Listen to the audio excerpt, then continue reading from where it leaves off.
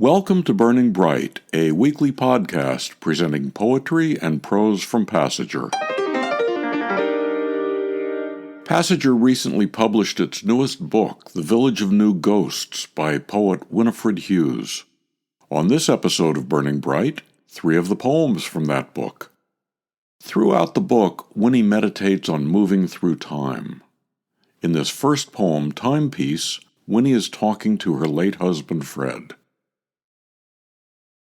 If I put on your watch band, so it touches where it touched the tender place on the underside of your wrist, if I buckle it, will I feel your pulse still surging?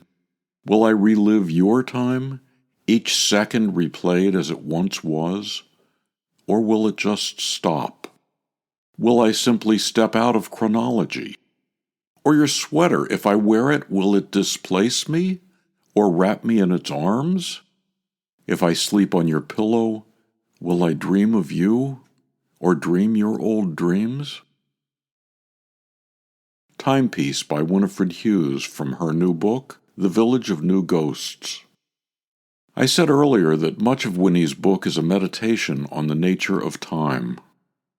I have this poem called Momentarily, which is about the fact that you're always in now.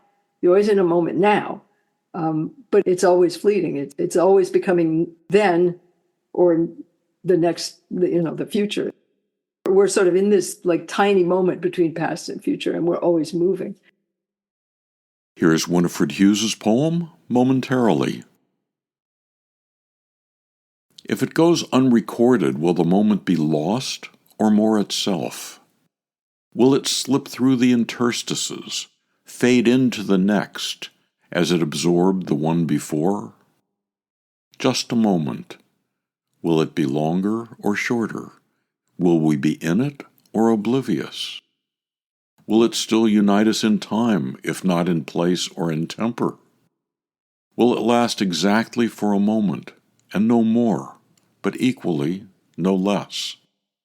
Is it in this spill of sunlight over newly green willows, in the glance of water over stones, in this one afternoon of nothing more, of such stillness melting into itself and into itself, until we can't tell but think, maybe. And then it is gone. Momentarily, Winifred Hughes. Here she is again.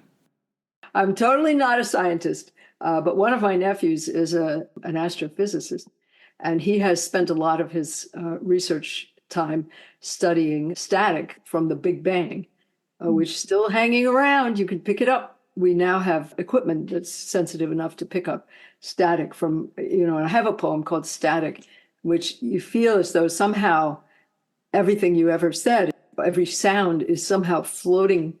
And that fascinates me. And here's that poem now. Static by Winifred Hughes. Static left from seconds after the Big Bang, still floating around the selvages of the universe. If only you can hear deep enough, probe far enough into space-time, let your body absorb the waves of vibration, tuned before time could gather itself into moments, or eons, timelessness still hanging around at the fringes. Time, beginning still defying its passage.